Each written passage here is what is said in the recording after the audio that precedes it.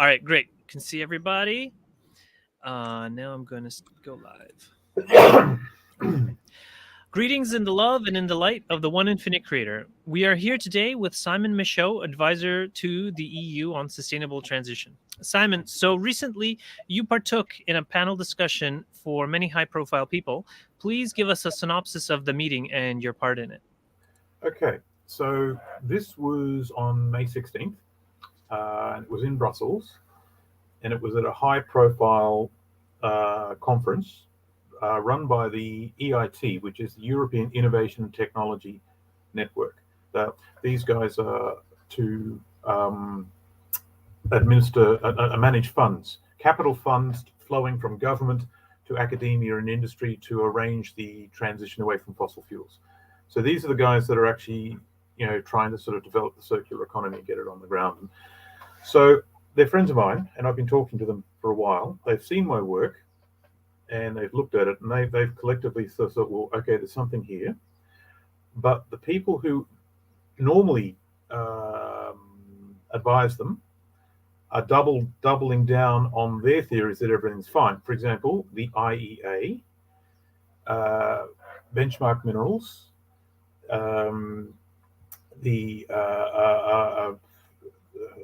who else? BP statistics. They're all doubling down, saying everything's fine. The future's in hand. It's all good.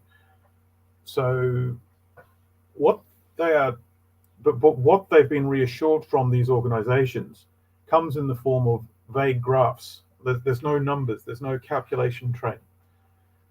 And so, what they're trying to do is get a resolution to conflicting information. And depending on who's right, they're in a lot of trouble. So what they wanted to do in a respectful way was get me on stage in front of the camera, in front of people who matter, on stage with organizations that don't agree with my work. And what they wanted was a live discussion. A polite, respectful discussion of what I think and why versus their critique why, and if they think I'm wrong, why is that? And so sounds reasonable. It was like a polite cage match. Sounds reasonable if you live. Then again, my work has actually upset the apple cart on something that's quite serious. This is not a tickling competition, right? So if it does turn out that I have got something wrong, then yes, I deserve to be shot and mailed back to Australia in pieces. This is our future, right? We cannot screw around with this, right? And so we can't have like an internet troll disrupt the business decision makers. So this is entirely appropriate. That being said, it wasn't very comfortable. So the meeting itself was something like 380 people in the audience. There were multiple members of European Parliament. There were multiple members of the European Commission Civil Service. There were senior members of the ambassador from the ambassador diplomacy set from multiple countries. There were CEOs of businesses, and there were CEOs from the mining industry as well that was being brought in, from the Southern Hemisphere. And there was something twice that number, streaming in online by invitation. So this was a very, very high profile event, and it was very organized. The way they set it up was there was to be a panel. So you had the opening remarks and the plenary remarks that were talking about the new Mining Act, the new Resources Act that they're trying to get through Europe, which was a brave attempt, but really is only a stepping stone to what we will really need to do. And and so they had a panel. There was me and there was 3 other people, and we were to speak one by one, and we were to show a slide each. They said 1 slide, but I might have used animations to use 4 slides packed into one. Sorry about that. And so we each said, so there was me, and then there was the IEA after me, Benchmark Minerals pulled out a couple of days beforehand, because they couldn't attend. They said force majeure on something which was accepted. And then there was the director of the French Geological Survey. So we each said our thing, and then there was to be an industry panel of senior people from industry to stand up, and their job was to critique what they just heard. Right, and so the idea was I'd present my stuff, and then everyone else on the panel, this is rubbish, here is why. And then industry would stand up and this is rubbish, here is why. And to be frank, if someone was to actually able to tell me how my work is incorrect, I'd change it for the very reasons I was saying beforehand. This is not helping my career at all. So, Right. So we were supposed to hand in our stuff, our slides, a week ahead of time. I did. The other guys did hand in their slides, but they were late. And when they sort of came in, like the IEA were talking about policies, they didn't talk about numbers at all, but they saw my stuff first before handing their work in. Anyway, the night before, there was a dinner beforehand. There was a European conference called Beyond Growth, which I really wanted to go to, but these guys pinged me first, and management wanted me there too. My management was in the audience, like 4 or 5 of my managers, and they wanted to see if I could be knocked off the perch and gutted on stage. They wanted to know, because then it would mean that they had not done their homework. And the fact that it worked out okay validated their support for my work. Okay, we'll let you live. Right. So the night before, I meet up with a few people, at the dinner, and I met some of the people who were going to critique my work, and their body language is hostile as hell. It says, they're very sort of closed down, saying, "Yeah, we're going to knock you off your perch." And I think you can do that? Yep. And I thought, well, here's why I'm okay. What about you? So I'll save it for tomorrow. And I go, oh shit. And it really did sort of feel like I felt like the Christmas turkey. It's basted, stuffed, apple in the mouth, stuffed in the oven. It really wasn't that comfortable. I recognized why these people were pissed. Was a lot of money's involved. And so I just had to stand my ground and try not to say or do anything stupid, because everyone was watching. Anyway, so for good measure, I just handed out my information again. These are my data slides. I actually had the slides that actually went up on the peakoil.com, the Facebook page. There was 4 of them. That's what I presented. I also sent the Excel spreadsheet that sat behind that. Here is where those numbers came from. This is what was involved. These are the assumptions. Anyway, on the day, I presented my stuff. The guys that were actually running it had my slides a little blurred, which means you couldn't read the numbers. And so I just got around that by just talking about the numbers out loud. And after the conference, like straight after, my slides are handed out to maybe 80, 90 people, something like that, including a lot of media. Incidentally, I have not heard from any media at all about how things went. But on the day, I was interviewed a couple of times by 2 separate journalists, and Bloomberg and Reuters asked for the slides. So anyway, so I presented my stuff. Everyone clapped. And the people I thought who were going to barbecue me good and proper suddenly became conciliatory. They said, "Oh, you spoke well." And then when they spoke with their stuff, they just talked about policies. Like the IEA was talking about policies of what they should do going forward. They didn't use any numbers at all, and they didn't reference my work. They didn't critique it. So the industry guys got up and they gave the spiel that business as usual is fine. Yes, there are a few challenges, but we know what to do. But it was like I hadn't spoken at all. And I'm thinking, it's like you're just walking up to the firing squad. Then they all go to lunch. Yeah. Wow. So I guess I think it was a case of it was like a battle of wills. But once I actually stood my ground and presented my stuff, they didn't have anything to rebut me with. Certainly no numbers.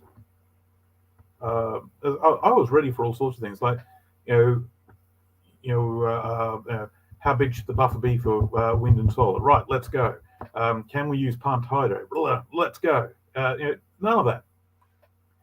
And so they became quite polite. A lot of people came up and got my business cards. All my business cards were given away. I got an enormous amount of support from the audience. Nice. My management were very happy because, well, here are the ideas. People who want to sort of knock them down are welcome to come and try. No one did. That's all right. Well, obviously our support means something. And and so that's how it went. I did say a few things like, first I upset the oil industry with the first report in 2019. Then I upset the green transition with the 1,000-page report. And my next job will be to upset the nuclear industry because I've become very I've become very interested in a very obscure evolution of part of the nuclear industry that might be able to evolve. And I said the words, we should do a bit of research and development and look at liquid fuel fission using thorium as the fuel. So what I'm telling them about there is thorium molten salt.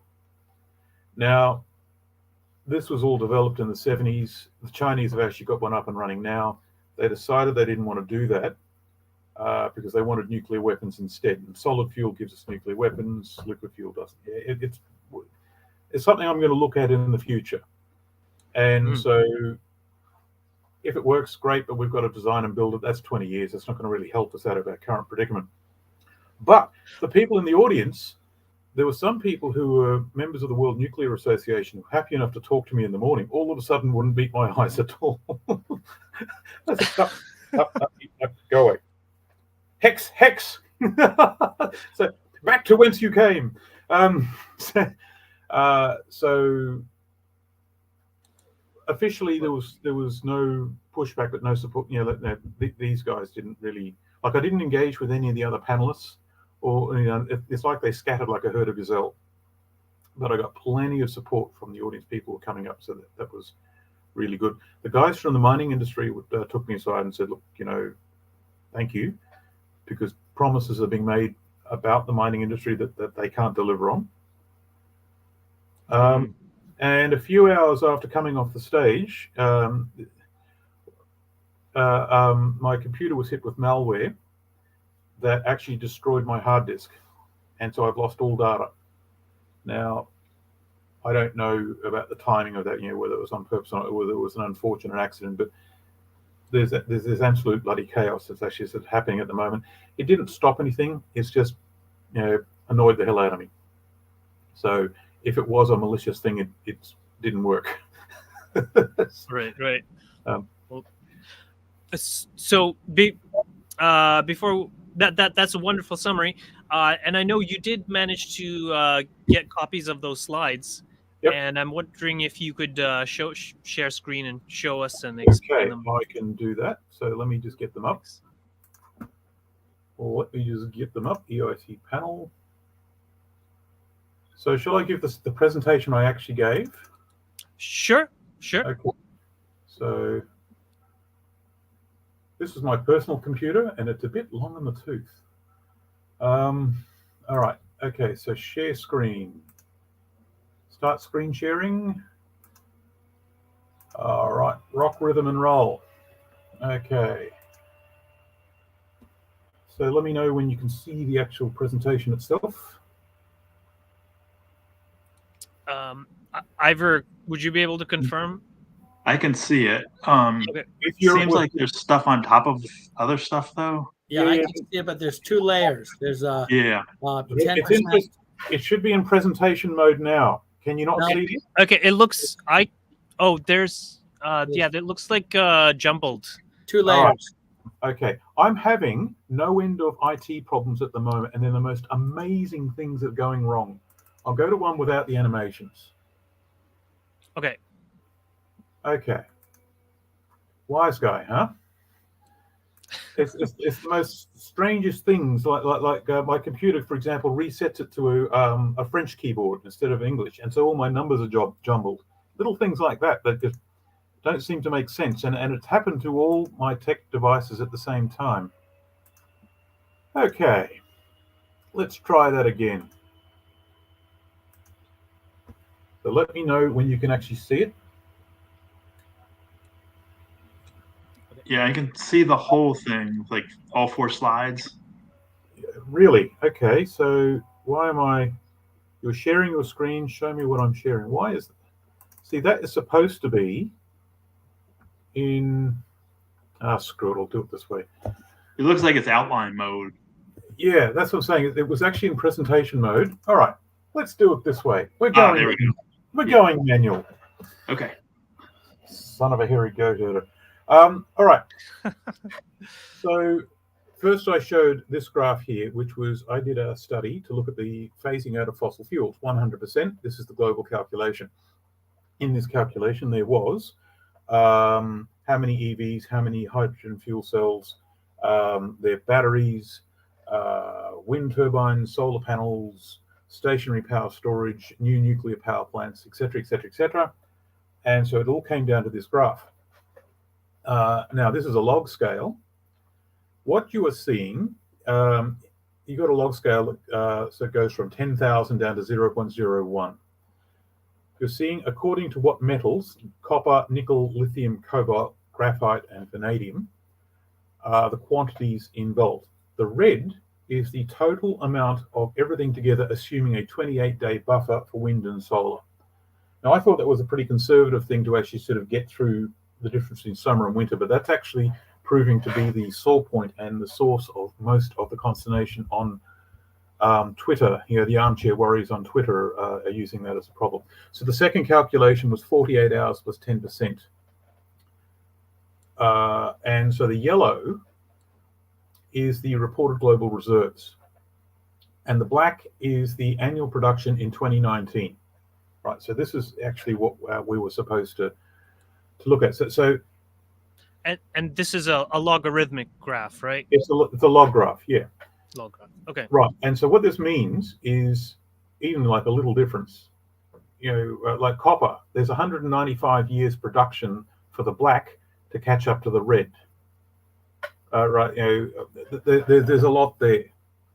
So this is actually showing the mining industry's inability to deliver on the green transition, and it must come from mining because the first generation hasn't been built yet and it can't be recycled. All right, that was the first slide. The second slide, can you see the second slide? Yeah? Is anyone still there? Hello? John? Yeah, I see it. Sorry, okay. I was muted. Was now that I'm doing this, I actually can't see your faces anymore, so I don't know if you drop out. Right, the second slide. In 2016 was the Paris Accord, right? And so, you know, so they made some climate change targets associated with that. Now, so right, so the IEA put out a sustainable development scenario that says if we were to actually hit those 2016 agreements by 2030, there'd be a 30% market penetration of non-fossil fuel vehicles. You know, electric vehicles take up 30% of the transport market. Carbon emissions would be reduced by 30%, and 30% of the electrical system would be non-fossil fuel somehow. Right. So now that graph shows this is what just Europe needs to do if it was to achieve just 30%. So the red, the blue, and the pink is just 30% of the task. So the red is, it comes down to a difference in the buffer for wind and solar. One is 28 days. The blue is 48 hours plus 10%, and the pink is just 6 hours. The screams of pain on Twitter have been associated. All existing studies have required only 5 to 7 hours. I think that is not going to work. Like, I don't believe it. But I made a simulation to show this is the outcome. And so it's actually showing that even at the 6 hour level, we've got shortfalls. There's a real problem there. Right, so the table down the bottom is if we were to actually do this, it would require, so you've got the copper, nickel, lithium, cobalt, and vanadium. This is just for 30% of phase out for just Europe. So then you've got 28 days buffer, 48 hours buffer, and 6 hours buffer up against the global mining production, which is there. Now the column on the far right in red is the number of years the 2019 global production would be to actually meet the 28-day buffer. So Europe, for just 30%, would need 5 years of global copper production, 17 years of global nickel production, 280 years of global lithium production, 60 years of cobalt production globally, and 175 years of global vanadium production for just 30% of Europe. And if you're to do it by 2030, that's in 6 years and 6 months' time. Slide 3. Right. So now we're getting down to the actual units involved. So if Europe was to achieve a 30% penetration here of non-fossil fuel systems, in the next 6 years and 6 months, we will make 76.6 million EVs with 3.4 terawatt hours of batteries. All other studies have been in gigawatt hours, that's terawatt hours. 1.7 million semi-trailer HCV Class 8 hydrogen fuel cell trucks. Capacity to annually produce, transport, and store 2.94 million tons of hydrogen every year. An extra 892 terawatt hours of non-fossil fuel electrical power generation will be developed. And here's the difference between the scenarios. Stationary power storage, if it was 28 days, we're talking 52 terawatt hours. And if you're going back to 6 hours, that's 0.08 terawatt hours. Now, if we're going to do all that, the table down the bottom is according to an energy split that the IEA use. Right, so this is, for 2050, and you apply that and you make some assumptions. We need 14,941 new power plants across the European system, or 565 gigawatts of installed capacity. Right, in the next 6 years and 6 months, and that includes 5 nuclear power stations of average size. Last slide. So the European Union has decided that it has committed to a series of targets. 10% of all metals will be mined from European mines. 40% of metal will be refined and smelted in European Union territory. And we're going to recycle 15% of our consumption. Okay, brave idea, brave plan. And if that was to work, those numbers have been projected. So if we were to achieve a 30% phase out by 2030, but 10% was to come from mining, then you get the top table. Now, to cut to the chase, we need, if that 10%, we need 28.1 years of global lithium production as it is now to happen just in Europe in the next 6 years. 6 years of global cobalt production and 17.6 years of vanadium production has to be found somewhere in European territory. So if we were to, yeah, did someone ask a question? Oh, I just said, wow. That's yeah. So they have to do like 17 years worth of work in the next 7, is what you're saying? No, 17 years of global work. 17 years of global work in just Europe. That doesn't do any mining at the moment, remembering it takes about 15 to 20 years to open a mine. Oh, I see. Mm-hmm. Yeah, and that's just the global system collapsing into the European network. Mm-hmm. Right, and everyone else has the same problem. Right, so if we're going to do 40% of refining and smelting, 112 years of global lithium production now needs to be organized in European territory somehow. That amount of lithium needs to be smelted. 24 years of cobalt and 70 years of vanadium. Now, recycling, we do a bit of recycling, but not completely. We often sort of sell it off to other countries to finish the job. So if 15% is they're the numbers there. So back to lithium, we will need 4 years of global lithium production in terms of mining the volume of metals of 4 years to be recycled, right, in European systems. Now that far exceeds anything we're doing at the moment. So they're the numbers. All right. So before I stop sharing, has anyone got any questions?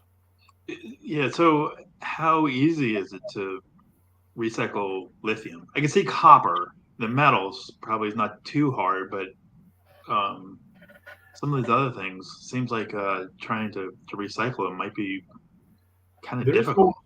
There is more to it, but we do have good recycling technology that is getting better results. Problem is the chemicals used and the volumes of chemicals being used. There'll be a problem with that in Europe. Europeans don't like large industrial hydromet systems. The other problem is getting the materials being in a waste context to the recycling plant. The challenge is not the recycling technology itself. The problem is the actual, a mobile phone, for example. Most mobile phones are not recycled. When most people stop using, they just put them in a drawer somewhere. And so 95% of mobile phones are actually sitting in a drawer somewhere else and have not been sent to recycling at all. And so, and then once it goes into recycling, you've got to sort like with like to get it up to the right plant. And so the right plant needs enough volume consistently for the process plant to run. And this is the headache of recycling at the moment. So that's not a technology problem, it's a society problem. The problem here is the volumes. The sheer volumes involved far exceed anything that's done in Europe. Well, it's also an energy problem, right? Because you have to collect it all and then do the processing. Yep. Yep, right so. And I keep looking at this thinking, well, even if these numbers are off by 20%, 30, it's just a huge difference between what needs to be done and what's available. So even the pink, the 6-hour buffer, there are material shortfalls in capability that far exceed what is possible. Right. Now, I've actually lost that simulation, and I'm going to have to redo it. I've lost about 6-8 weeks of work losing this computer. And that's one of the things I have to redo. I'm meeting a few people in debate, and it'll be useful to have that in my back pocket. So I've got to redo it. Yeah. So I had one more question about the panel here. What was the most difficult rebuttal or question that you had to deal with? At the panel, at EOT, there were no questions. Oh. There were no rebuttals. It was like I didn't present. Oh, wow. Okay. Everyone said, yep, you did well. And I stepped off the stage and everyone vanished. Wow. So because wasn't it supposed to be a panel discussion where they were like... Yes, it was. And the people who said that we're going to barbecue your ass, Sonny Jim, they suddenly became very polite and said, yeah, you did well. Wow. Okay. It was like they're hoping I'd pee my pants in fright and run screaming from the building. And that was their strategy. Mm-hmm. So, yeah. Yeah. Okay, yeah. So we're not going to be able to go electric in Europe or globally by these numbers. Nope. Okay. So the message is the existing plan is not going to work. What they think they're going to do is not going to work.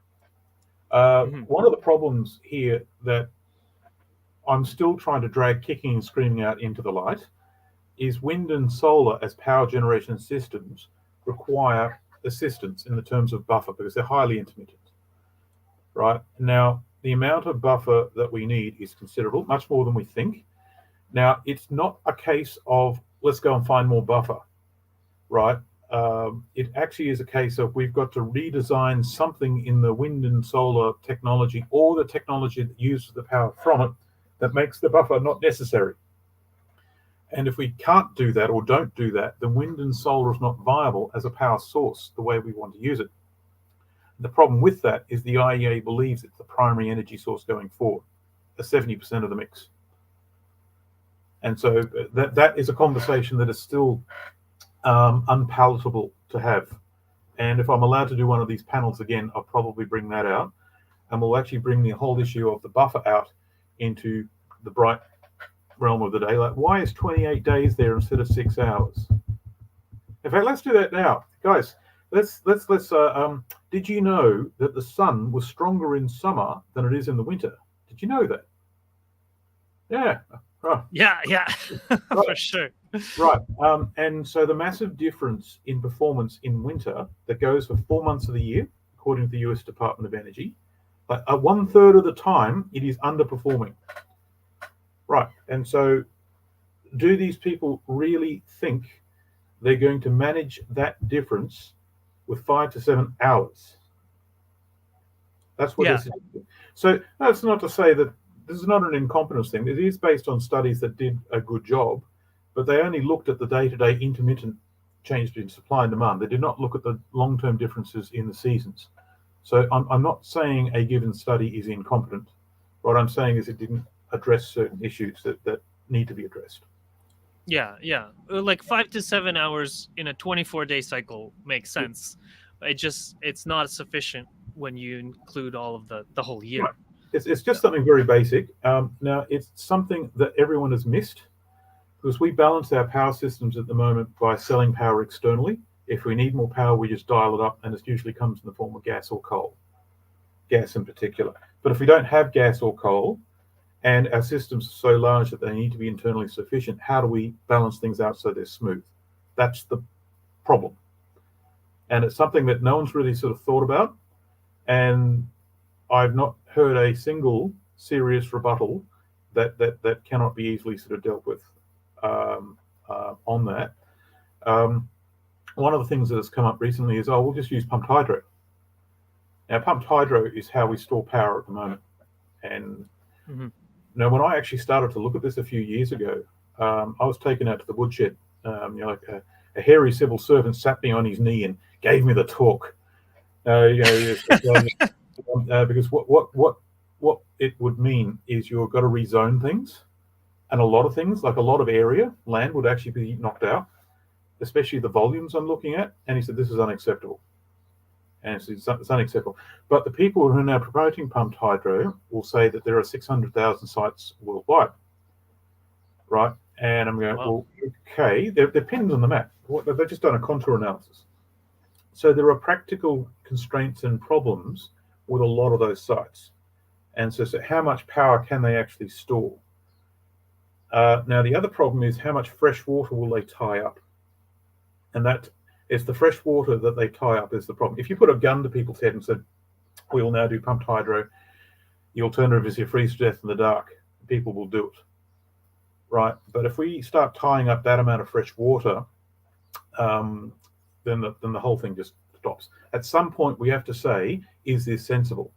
And that's actually on multiple fronts of this whole debate. And it actually leads back to the whole idea of degrowth, and we should now just scale things back, and it's not going to work. And right. And so, until someone comes along with a new technology that changes everything, that doesn't need all this stuff, and has a very, very small footprint, and doesn't need high tech stuff that can only be done by a few people.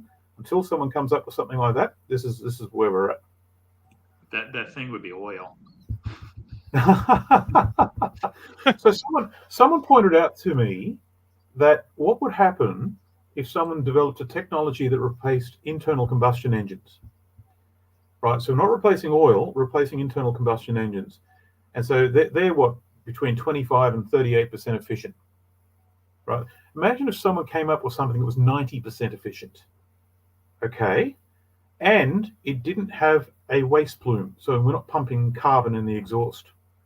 So if you could do those two things, we just go back to oil. I've got no idea if that's possible, but oil happens to be the most calorifically dense energy system we've got. So, yeah. Can I say something?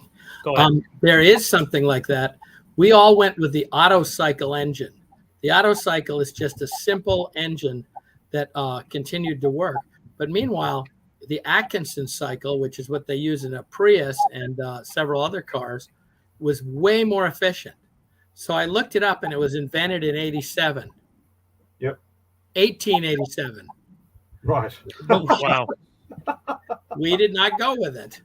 It just it boggles the mind. But we probably could have saved half of the fossil fuels. But I don't think it had the torque that everybody wanted, or something with it. I think the Otto was simple, and it was used for a lot of things before before we ended up making it into cars. Yeah, well, so there's two things. We need a step up in efficiency, and if we can not be reducing the waste plume that we are, then there's no reason why we can't go back to oil until we think of something better. We actually need time. There are solutions we can look at, and anything like reordering society will involve a lot of infrastructure, and that takes time and energy and money, none of which we have. Yeah. Yeah, and even the pump storage you're talking about, that takes many years to implement a pump storage facility. Yeah. I'm pretty sure more than 7. Yeah, yes, it does. Well, So Also, the energy density of pump storage or any kind of lifting sort of thing is surprisingly low. You need huge amounts of mass to get any sort of storage density, and I don't think people really quite understand how much mass you need. no, a lot of my critics use arm waving, and they'll often reference studies done that don't actually sort of take into account the engineering and logistics involved. And so it's like a methodology that no one has really seen before, and they still don't quite know what to do with it. And so, well, just because a peer-reviewed paper said pump storage is the future, it was all okay. All right, now let's look at the practicalities of it. I actually don't have a problem if someone comes and criticizes my work as long as they're polite. There's one ass clown in particular in the last couple of weeks who was very rude, and he's on my shit list now. And so when I'm, if they're listening to this, they know who they are, right? So, and when my published papers are out in the end of June, I'm going to ask my management to call this so this person out in debate, where I'm going to present my work, and on camera, we're going to get him to refute it, and then we're going to debate. Coming after you, mate. Great. We want to see it. Manners cost you nothing. On the other hand, there's been a few people, like Ugo Bardi, he has written a piece, and he was actually quite respectful. And so we had a great discussion on email, and I think we sorted everything out. And I've got no problems disagreeing with people, and I've got no problems with them disagreeing with me, as long as they're polite. So Ugo Bardi's a gentleman, and so I'm very happy to discuss with him anytime he likes, even if we disagree. He recently closed down his Seneca Cliff blog. I don't know if it was related, but so no. There's a lot of pressure. It's now that the Seneca Cliff idea has come to fruition. As it's here now, it can be seen. And so a lot of people who just want to see one foot in front of the other and not think about this and business as usual, they're getting harder and harder to sustain things going along. So anyone who actually is talking in these terms now is under more and more pressure, but they're also being proven right. So there is also an element of another one, Nick Bisam. He was one of the people who actually sort of was one of the people saying that we've got a very serious problem with a crash. But then he decided that hang on, what if we didn't have to crash if we did something really innovative? And so he got hold of Tony Siever's ideas, and he said, hey, these are great. And if they are true, they change everything. So I want to join the crowd of people who will look at this and will look at this. This is amazing, as in we can actually do something if we think differently. And maybe we're not going to be able to do it for 8 billion people because most people won't listen. But if we can get together with, say, enough like-minded people, we can create a kernel of the next civilization and build up from there. I'd like to be one of those guys. I don't want to be on the corner saying, the end is nigh, here is proof. Because there are things that we can sort of look at. The phrase I like said, could we please cut the crap and science the shit out of it? And so robust debate from people who think differently, and let's put them all together, and we might be able to come up with something. We're out of time, though, to do it for everyone, and especially with the problems with our financial systems, guarantee that we're going to do it the hard way. But it doesn't have to be for everyone. Yeah. So I know Ivor also had a question about unpopular realities. Well, I don't know if I was just going to say unpopular realities. I mean, I read, I think it was Chris Hedges' book about people empires toward the end of their time will really get into he called it a world of illusion. So, you think about it, toward the end of their times, they kind of get into this elusive thing. And then just like Rome at the fall, they didn't believe that they weren't masters of the whole world. And so I think we're getting to that point where unpopular realities are downplayed and even shouted down. And I know I made a very unpopular film, even though it was, with a friend. It was very well made, but nobody wanted to hear the actual what I was saying, really. And so I realized that's the phase we're at right now, is where people don't want to hear what people have to say because they have this other idea in their head. A friend of mine, she said, what about when they come out with electric airplanes? Then everything's going to be fine. And I thought, okay, I just quit talking to her because I realized, like, that's it. It has to be. And she also said, it has to be. They're going to have to come up with something. And I thought, okay, they are going to have to come up with something great. So it just realized the reality I was trying to talk to her about and the reality that she believes in is completely different. So that's what the natural world has a solution when a species overreaches its carrying capacity. It's called, it has a solution to that. It's not very nice if you're in it, but it's a solution. It happens all the time. The economic system also has a solution for a company or a corporation that overreaches itself. It's a very, very simple, well demonstrated system that we're deluding ourselves to think that it won't happen to us. So Ivor, good on you, mate. Were you mean to them? Did you say mean things? I did, actually. I lost a political election because I said that snowmobiling was unsustainable. So that was picked up by my opponent and shared everywhere. It got 15,000 views, and they had Greta Thunberg saying, "How dare you?" So that did it. I started getting calls from all these people. You don't like snowmobiles? So, but the interesting thing was, then I said, well, watch the rest of the film and see what you think. And nobody ever got back to me. Nobody. They either thought I was so crazy or they thought, oh my God, what if this guy's right? Yeah, but Billy Clinton was quoted as saying, no one ever got elected by telling people what they couldn't do. Yes. And so that was the equivalent of going into the Roman Empire and taking away people's bread and circuses. Yeah, especially in Somerset County, Maine. Forget it. I said I'm against flying and all these other things. It just wasn't heard. None of it was heard. So it was an interesting experiment in what you can and can't say. Look, no one will thank us when we are proven right. Right? That's just unfortunately the way it is. Now, the people who would like to believe electric planes are the solution, there are a couple of articles out there where someone has actually made an electric plane. Yeah. Right, but they are very, very small and they're very short range and they've got a small cargo. Like they've got like a range of like 100 miles. Yeah, and they have like huge wing to Right. a weight ratio. And being cynical, I think they have a lot of subsidies too. Yeah. Yeah.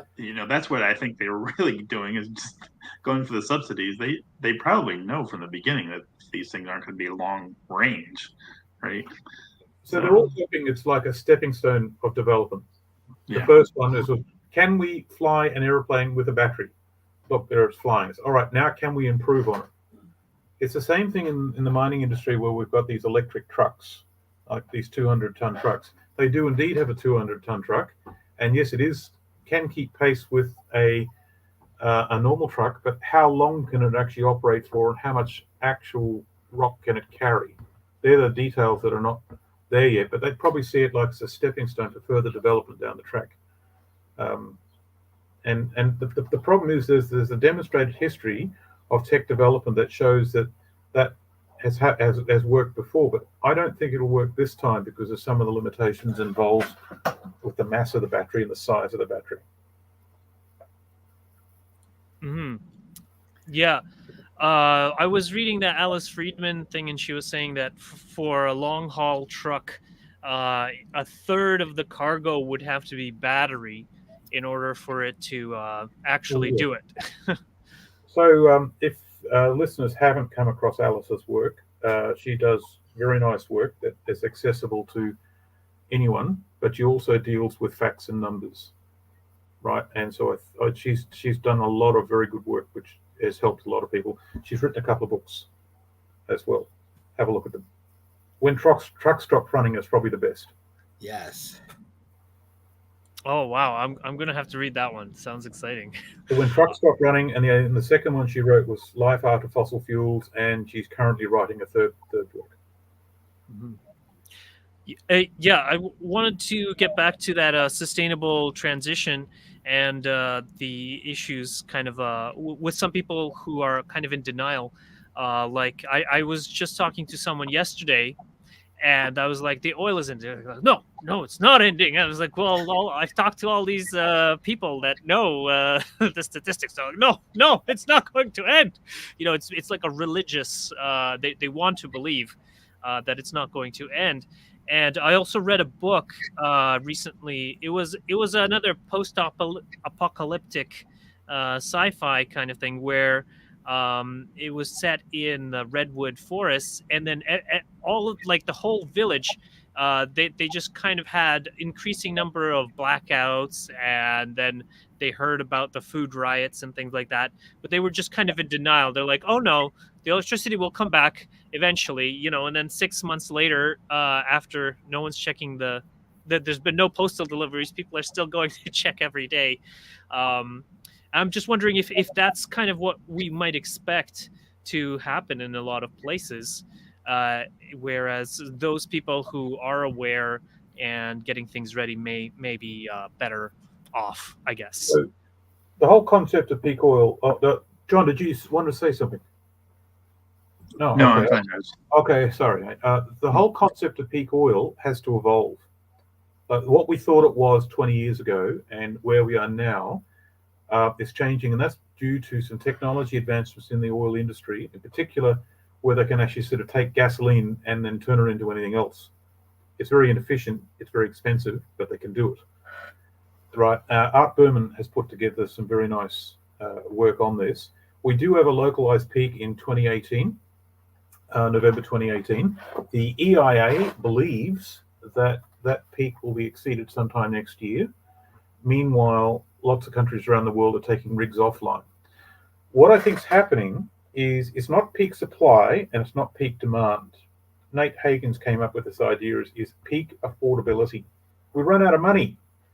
Now, this is at all levels of society. It's not just individuals who can't pay for food anymore, who now will just use less petrol because they just can't afford it, right? But you've also got corporations that can't afford the upfront capital for capex development and stuff like that. There's just not the investment there anymore. So, and it's an increasingly capex front-end heavy operation, and so we're not managing our resources well to get the best out of them.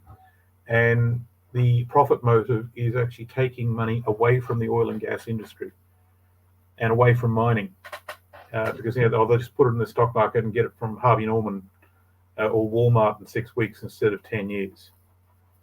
Right, and so there's the things that we have trusted to decide how our society goes has now started to eat itself.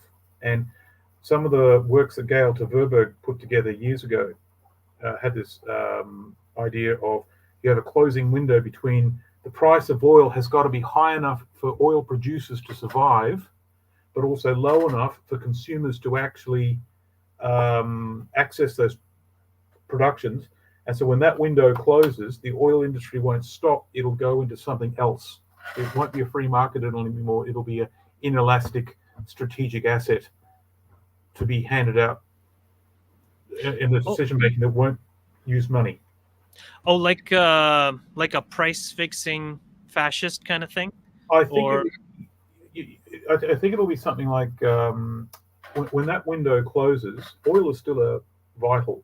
Like everything depends still on oil, still, in spite of our best efforts and all. And so when oil, something so vital, all of a sudden cannot be functioned in a way where conventional economics can make it accessible for the population at large. I can see government stepping in, and maybe they will just pay the exorbitant price, or maybe they'll just nationalize stuff and say, right, it's ours now. And what happens after that's anyone's guess, apart from the average person will be cut out of it. Right. Yeah. And so you might even have like a two-speed economy where you've got the average people making the best of things, wondering what the hell to do next. But then you'll have the very rich and powerful that runs our society at the moment developing a parallel economy, and they'll have the oil. Yeah. Kind of like what's happening in Russia, where the majority is impoverished, and then they have like an elite that have oil and cars and things like that, whereas most people can't afford any of that. The Hunger Of course, Games. the oil business kind of needs to have a large mass of people just to sustain itself too, right? That, I mean, you're not going to find, sort of small niche producers.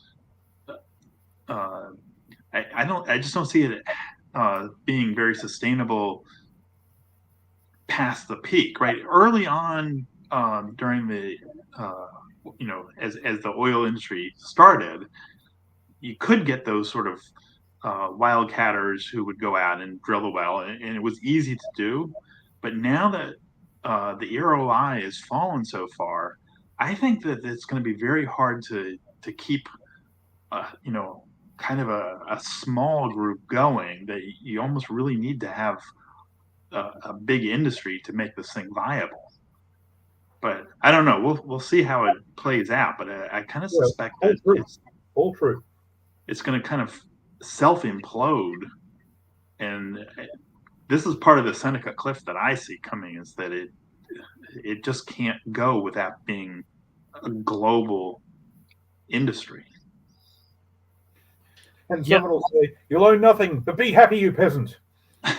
Yeah. Well, I always like to point out that modern citizens are less than peasants, because peasants, by definition, have enough land to grow their own food and firewood, and the majority of our current citizens do not have that. So they'd be like landless peasants, or like far below, basically, in terms of potential quality of life. So I wanted to, we have just a few minutes in this section. I don't know if we want to continue a part two. But I wanted to talk about what do you see as the kind of symptoms of this decline, and what do you see happening already? And I want to give a couple examples that I know is, well, for instance, the food riots. We've had, like, in Chicago and other places in the US, lots of looting of stores, which you would expect in this kind of energy decline scenario. And now the grocery stores are closing, and so that also meshes well. And then we also, I saw at least rumors that they were going to attempt to do price fixing in Europe, which is also another symptom of kind of the collapse is coming. So yeah, I wanted to open the floor if anyone else knows these symptoms or what we can expect to see. Simon?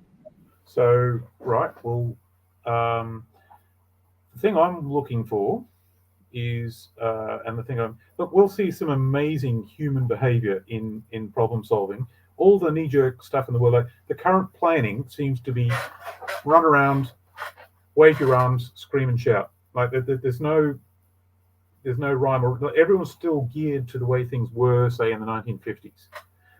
What I think will be a flag is things like the components for manufacturing will become unavailable. For example, microchips in cars, unavailable. Therefore, cars can't be produced. It's not going to be the finished goods themselves, it's going to be the components. That's flag number one. Flag number two will be when, and this is the more financial stuff, when a large group that normally is perfectly reliable can't pay their bills. For example, the US Navy cannot buy fuel supplies, or it cannot pay for the fuel supplies it normally does in a foreign country when it wants to resupply. It just doesn't have the cash anymore. That's a flag. We're seeing things like some things just unavailable in shops now, but we're blaming that on all sorts of things, and so we can explain all that away. One of the flags I think that is going to be most serious is when available fertilizer is not, like the normal fertilizer we use to grow food is simply unavailable for large portions of the planet. Now that is already baked in the cake. It's the Ukraine mess, it's the Russian mess, it's the Chinese mess, right? And so that to me is a flag for something more serious. You could even sort of say like the food systems are being lined up for a non-linear unconformity where things just break apart in large sections that just sort of unplanned. You can sort of see that sort of happening now, and it's going to happen in the West more first, and it's really unfortunate to watch. Then there's a whole lot of things like when someone like the Federal Reserve Chair comes out and said everything's fine, there'll be no problems. Return to your post, use your credit card. That's a flag that something's about to go horribly wrong. Also, they're talking about a default, like more seriously, anyways, in the U.S. nowadays. Yeah, there's a lot of brinkmanship. People in America probably have a better view of this than I do, but there is a very, very ugly grudge match now between the both sides of the aisle. There is no cooperation between them anymore. I think the Republicans are trying to force a situation where they don't raise the debt ceiling on June 1st, and we're not going to do that anymore. Whereas if the existing power structure, if that happens, they will use that as a way of actually sort of take away the whole system's held with chewing gum and positive thinking. It's hanging by a thread. They'll remove that thread at that point, but they'll blame their political opponents for it. Right? And I think it'll be brinkmanship, and it'll be 30 seconds before the deadline that we'll have the answer. And no matter what the answer is, it will be used to capitalize their own political gains, and the people on the ground are irrelevant. Yeah, and I think this is an important time to note that is definitely also one of the symptoms that they become more antagonistic with each other. But that in order for us to really get through this, we have to learn to, forgive and be kind to each other and work together, because only by working together can we muster enough resources and help people transition. But yeah, a lot of it, I mean, we can't really start doing the transition unless people recognize there's a problem and they recognize a potential solution and then agree to work towards it. Obviously, that's what we need to do, but there is such a lot of bad blood out there and such a lot of nastiness, absolute goddamn bloody-minded nastiness that is in our administration at all levels, especially Australia. And I can see people turning nasty on our administrators, right? It says that if it's not recognised, if they won't actually come out and sort of recognise this is what's been done, and all the corruption measures, then it's going to turn ugly. And people are going to want some kind of recognition and validation, and it'll come as payback if it is not going to be given freely. And until that happens, we're not going to get to the point where we can trust each other and work together. What I'm talking about there is not the people on the ground. We've got the people on the ground interacting with the various levels of the administration that we have trusted to deal with. What are the implications of the Durham report? I mean, that on its own is a frightening scandal if you were to mention that 20 years ago, but now people have become so cynical. Yeah, that's normal. Yeah, normal. And yeah. Oh, well, I'm not sure what that report is, but we're just about a time for this hour. But would you be up for doing a part two? Sure. Yeah. Okay. So we're just going to, for all you listeners there, in a few minutes. Watch out for the part 2, and we'll leave you in the love and light of the Infinite Creator for now, and see you soon. All right, end the stream. Okay. All right.